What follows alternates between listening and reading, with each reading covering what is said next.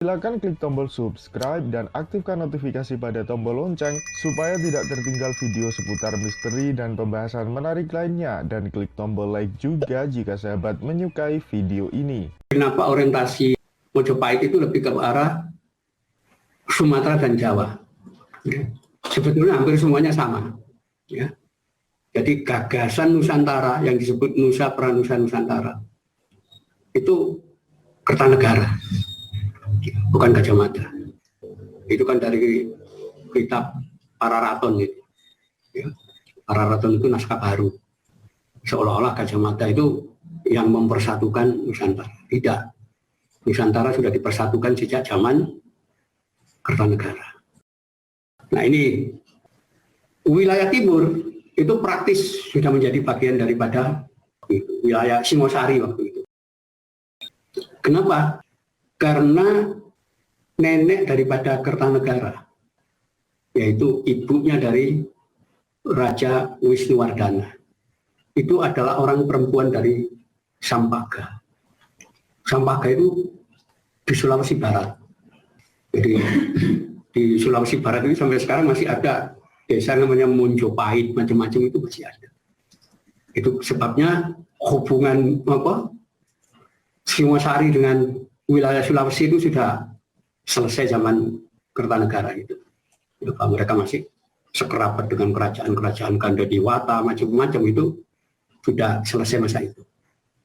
Ya, yang jadi problem itu justru wilayah bekas Sriwijaya. Ya, itulah sampai ada upaya penaklukan Pamalayu. Ya, nah ini yang dilakukan. Kenapa? Karena ada perbedaan pandang antara Kertanegara dengan Suwarnabumi. Jadi, di mana Suwarnabumi ini merupakan kerajaan Buddha, ya. Tetapi mereka mengikuti ajaran Dharmakirti, Mahaguru zaman Sriwijaya dulu. Ya. Yang ini muridnya orang-orang dari India, dari Tibet itu berguru ke Sriwijaya. Di mana dalam konsep Dharmakirti itu manusia ini tidak ada perbedaan satu dengan yang lain. Semua sama. Memang Buddha tidak mengenal kasta-kasta seperti itu. Tapi ini bagi Kertanegara tidak bisa seperti itu. Kenapa? Loh, binatang saja ada yang kepala kelompok menjadi rajanya binatang. Mana mungkin tidak ada perbedaan? Harus ada perbedaan antara pemimpin dan yang dipimpin. Disitulah ada konsep perbedaan di situ. Nanti kita bisa melihat itu. Idealisme orang-orang dari Sumatera itu mayoritas egaliter. Kenapa? Ajaran Dharmakirti. Itu yang tidak disukai oleh Kertanegara. Itulah sampai dikirim pasukan Pamalayu untuk menegakkan hierarki kekuasaan di Nusantara. Jadi tiap manusia itu harus ada perbedaan. Tidak akan mungkin manusia itu rata semua, nggak bisa. Ya. Kenapa? Air sungai kehidupan itu dasarnya harus ada perbedaan tinggi dan rendah. Kalau sama, air nggak mengalir, kehidupan juga nggak bakal mengalir. Itu prinsipnya Kertanegara di situ. Itulah terjadi penaklukan terhadap kerajaan Suwarnadipa. Ya, ini yaitu dengan mengirimkan Pamalayu itu. Nah, tidak saja menaklukkan wilayah Suwarnabumi, tapi juga Kertanegara berusaha menarik kekuatan kerajaan Champa yang ada di Vietnam Selatan dan Kamboja waktu itu, ya, untuk bersekutu dengan dia. Dengan cara menikahkan putrinya Ratu Tapasiwi dengan Raja Jaya Simawarman III, Raja Champa. Ya, di mana Jaya Simawarman ketiga ini, yang nama mudanya disebut dengan nama Pangeran Harijit, itu dikenal dengan orang yang sangat pemberani, orang yang sangat gagah. Yang ketika Kubilai Khan mengirimkan utusan, ya, agar Champa tunduk kepada kekaisaran Tartar, Jaya Simawarman menangkap putusan itu dan kemudian memasukkan ke dalam penjara. Inilah nanti yang menginspirasi Kertanegara untuk melukai utusan Kubilai Khan berikutnya.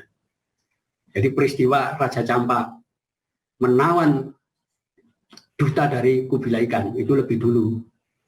Itu sebabnya Kertanegara menyatakan ya Jayasimhawarman ini pemberani, pahlawan, ya, dan menginspirasi. Karena itu tiap diberi hadiah dinikahkan dengan putrinya, Ratu Tapasini. Itulah nanti yang melahirkan raja-raja Campa berikutnya. Itu nanti ada hubungan juga dengan Nusantara. Jadi itu gagasan Nusantara itu Kertanegara.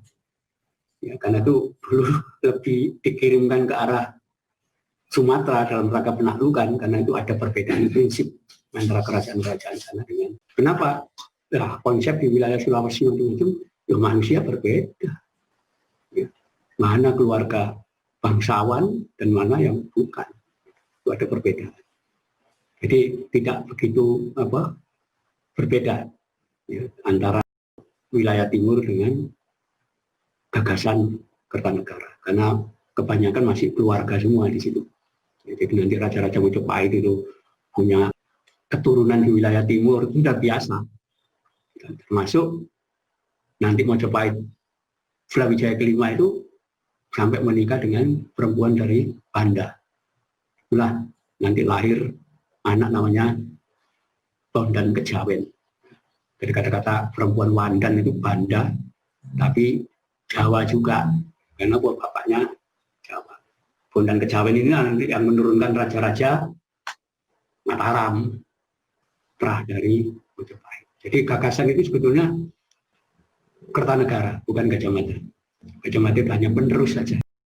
Jadi di dalam catatan kuno, Nambi itu adalah nama awalnya Banyak Wide. Ini adalah putra seorang pendeta. Dan ada lagi namanya Empu Tambi. Empu Tambi inilah yang di dalam prasasti adalah Mahapati Mojopahit.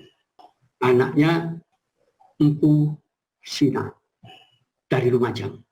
Jadi bukan Arya Wiraraja Nambi ini, tapi anaknya Empu Sina. Arya Raja Dikara itu dari Lumajang. Yang putranya Arya Wiraja itu Ronggolawi, yang nanti permusuhan dengan Empu Tambi ini. Nah, rupanya yang dikirim oleh Kertanegara ke Udakamatraya itu adalah Nambi, yang nama asalnya adalah Banyak Wide. Ya, ini yang kemudian tidak kembali. Ya, jadi ada dua nama, yang satu Nambi, yang satu Tambi. Itu nanti ada di prasasti-prasasti itu menyebutkan seperti itu. Memahami sejarah kita memang harus cermat. Ternyata orang yang berbeda ini bukan satu orang.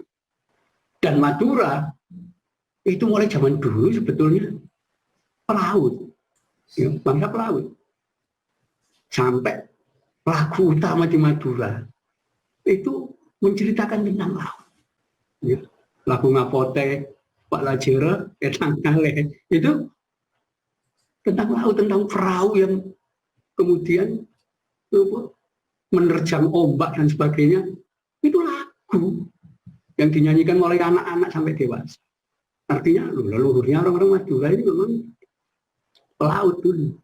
Ini yang kemudian sampai zaman Mojopahit juga kan ikut membangun Mojopahit. Ya. Jadi Madura ini kepercayaan orang Mojopahit. Kenapa? Dia yang membangun Mojopahit pertama di hutan tarik itu, yang membabat hutan itu orang-orang Madura, pengikutnya Ronggolawi. Nah, karena orang Madura yang babat Mojopahit itu waktu itu menemukan buah maja, dia pikir itu bisa dimakan. Tahu-tahu, sudah ini besar, ini bisa dimakan, ini dimakan. Ternyata kok rasanya pahit.